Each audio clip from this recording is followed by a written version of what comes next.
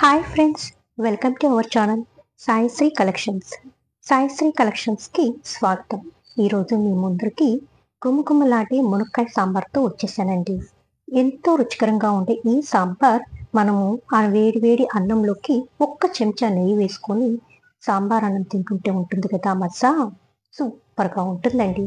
అది ఇడ్లీలోకి కావచ్చు, దోశల్లోకి కావచ్చు, మాలోకి కావచ్చు, దేనిలోనూ నేను తగ్గనంటుంది మన మునక్కాయ సాంబార్.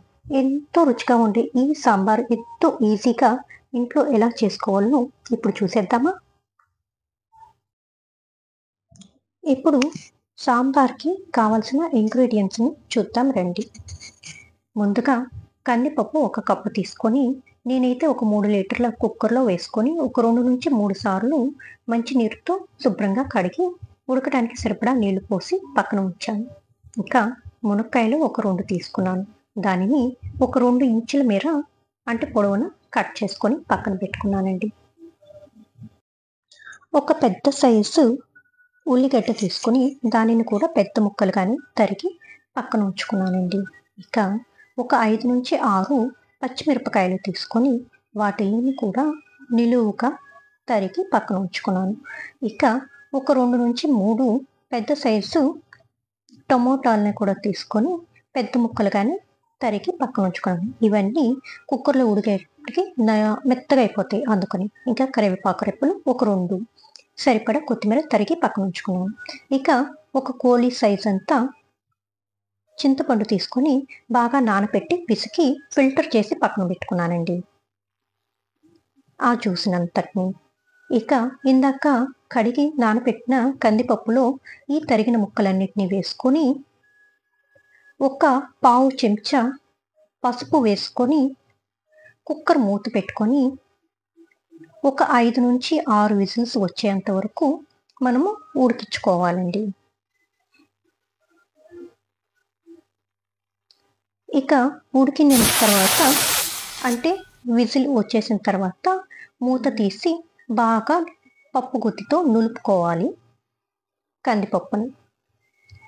ఇప్పుడే కావాలంటే కొంతమంది కొంత ఉప్పు కూడా వేసుకొని నలుపుకోవచ్చు. ఇప్పుడు సపరేట్గా ఇంకొక కుక్కర్లో ఇందాక కట్ చేసి పెట్టుకున్న మునక్కాయల్ని ఇంకా కొన్ని ఎర్రగడ్డ ముక్కల్ని వేసి సరిపడా నీళ్లు పోసి మూత పెట్టి ఒక 2 విజిల్స్ వచ్చేదాకా ఉడికించుకోవాలండి. ఇందులో ఉప్పు కూడా యాడ్ చేయాలండి, ముక్కలకి ఉప్పు పట్టడం అవసరం కాబట్టి. ఇంకా ఒక పావు చెంచా పసుపు కూడా వేసి ముక్కలకి ఉడికించుకోవాలండి. మూత పెట్టి ఒక 2 విజిల్స్ వచ్చేంత వరకు. విజిల్స్ వచ్చేసేయండి అంటే మన ముక్కలు ఉడికిపోయినాయి అనమాట. ఇక కుక్కర్ మూత తీసి ఆ ఉడికిన ముక్కలని అంటే మునక్కాయ ముక్కలని ఇందాక ఉడికించి నులిపి పెట్టుకున్న కందిపప్పులో యాడ్ చేసేసేయండి. మళ్ళీ కుక్కర్ పెట్టుకొని స్టవ్ వెలిగించి ఒక 2 నుంచి 3 చెంచాలు నూనె వేసుకొని దానిలో ముందుగా ఎండు మిరపకాయ ఒకటి వేసుకోవాలి తుంచి. తర్వాత జీలకర్ర ఒక 1/2 స్పూన్ వరకు, ఇంకా ఆవాలు ఒక 1/2 స్పూన్ వరకు వేసుకోవాలి. దానిలో ఒక చిటికెడు ఇంగువ పొడిని కూడా యాడ్ చేయాలా. ఫైనల్గా కరివేపాకును వేసుకోవాలి.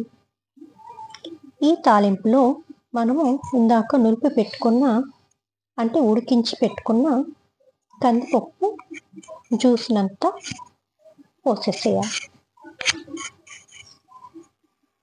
అండ్ చింతపండు జ్యూస్ని కూడా ఇందులోనే యాడ్ చేసేయాలండి. ఇక కొంచెం ఉడుకు పడుతూ ఉన్న టైంలో మనము ఒక చెంచా అంటే ఒక పావు చెంచా నుంచి 1/2 చెంచా వరకు కారపొడిని వేసుకోవాలి. ఇక ఒక 1/2 స్పూన్ వరకు సాంబార్ పౌడర్ని యాడ్ చేసుకోవాలి. ఇంట్లో తయారు చేసిందైనా పర్లేదు, బయట మార్కెట్లో దొరికేదైనా పర్వాలేదు. అవి కలిసేలాగా కొంచెం కలుపుకొని అందులో కస్తూరి మేతి ఒక 1/2 స్పూన్ వరకు యాడ్ చేయాలి. ఇక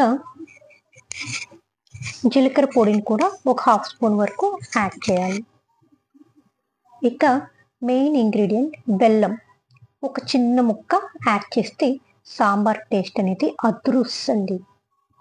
ఇవన్నీ బాగా కలిసేలాగా పిండితో కలుపుకొని బాగా ఉడుకు పట్టించాలి. కావాలనుకుంటే ఒక మూత పెట్టి ఒక విజిల్ కూడా రానివ్వచ్చు. ఫైనల్గా కొత్తిమీరని వేసుకొని